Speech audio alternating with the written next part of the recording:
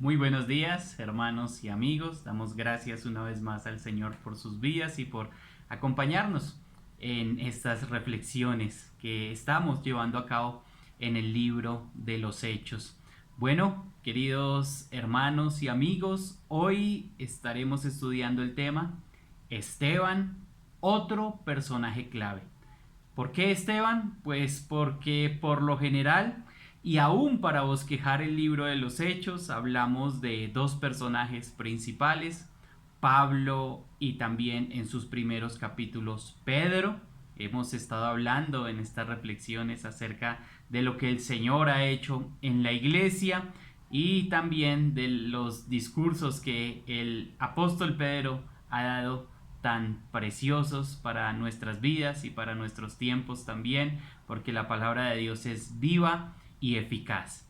No es antigua, no es moderna, la palabra de Dios es eterna. Entonces, por lo general, como ya lo dijimos, hablamos mucho de Pedro, también iremos a hablar de Pablo, pero sin lugar a duda, el impacto que tuvo Esteban en Pablo fue impresionante.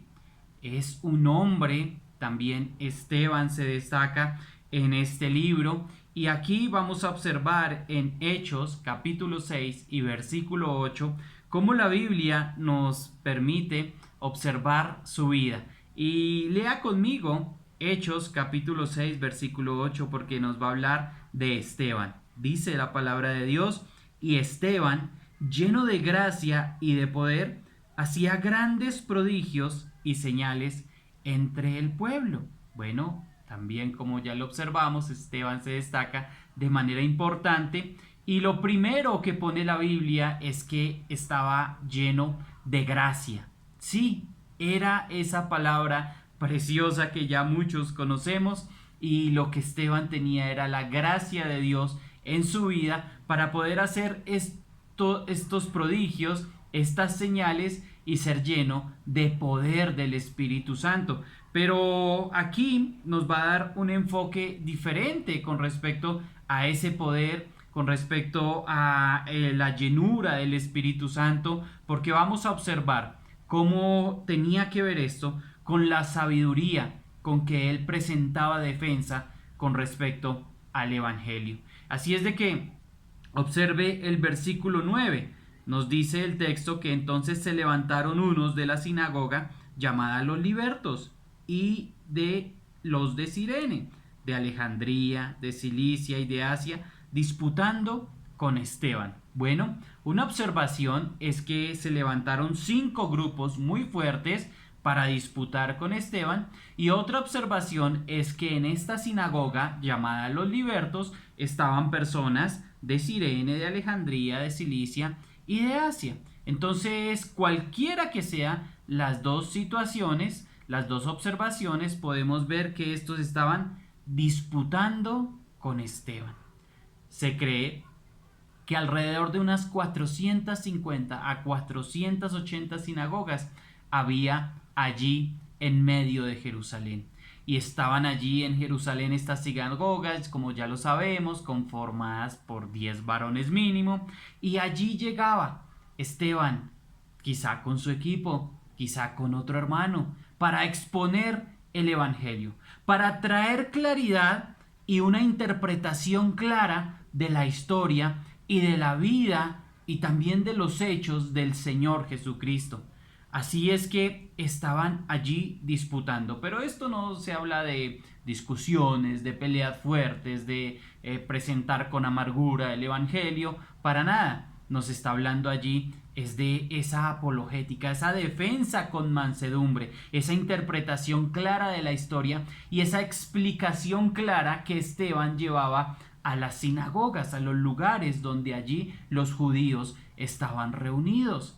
Se presentó, por supuesto, la oposición, llámese bien, como ya lo dijimos, de 5 grupos muy fuertes o de la sinagoga de los libertos.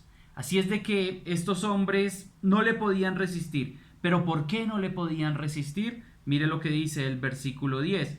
Pero no podían resistir a la sabiduría y al espíritu con que hablaba. sin lugar a duda, cuando presentamos defensa con mansedumbre, una observancia clara de la Escritura, pues no es que nos puedan resistir a nosotros, no, no pueden resistir a la sabiduría de Dios, no a la sabiduría humana, sino a la sabiduría divina. Vimos otro tema, pelear contra Dios, querer ganarle a Dios, imposible. Y aquí también, querer resistir, imposible. Con sabiduría humana no se resiste la sabiduría humana de la sabiduría divina de Dios. Es imposible. Y aquí estaba el Espíritu Santo. Era el Espíritu Santo que hablaba. Era el Espíritu con que hablaba Esteban. Un espíritu que recordaba todo lo escrito en la palabra de Dios. Un espíritu que traía claridad y una interpretación clara a toda la historia bíblica. Pero allí pasó esto en el corazón de estos hombres, un corazón perverso, un corazón malo, un corazón incorrecto como el de toda la humanidad. Porque ese corazón de piedra que usted tiene, amigo, tiene que ser cambiado por un corazón de carne. Y esa transformación no la puede hacer sin un encuentro personal con el Señor Jesucristo y la aceptación de la sabiduría divina y de la explicación clara del Evangelio y de las Escrituras.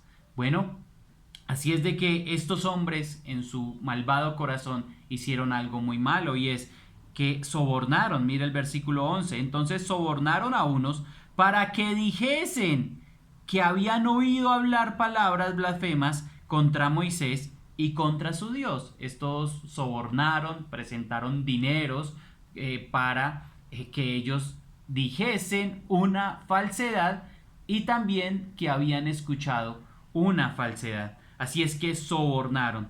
Y la acusación no era solamente un invento, sino una astuta distorsión de lo que Esteban realmente les había estado enseñando. Lo vamos a ver más adelante. Y dice el versículo 12, y soliviantaron al pueblo. Y esta palabra soliviantaron no es otra, sino que alborotaron al pueblo. Estos alborotaron al pueblo, alborotaron a los ancianos y alborotaron a los escribas. ¿Recuerda usted el precioso versículo del capítulo 6, el versículo 7, que dice que muchos de los sacerdotes obedecían a la fe?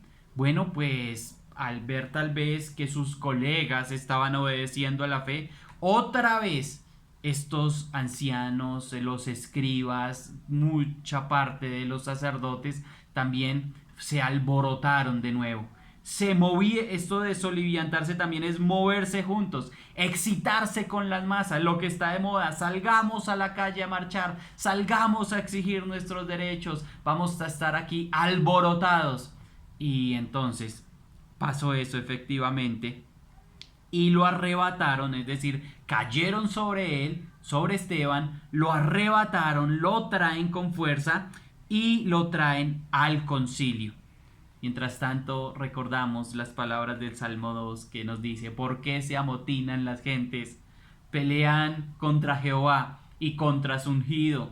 Sí, ahí estaba un motín de gentes peleando no solamente contra Esteban, sino contra el plan maravilloso y perfecto de Dios. ¿Podrán ganar?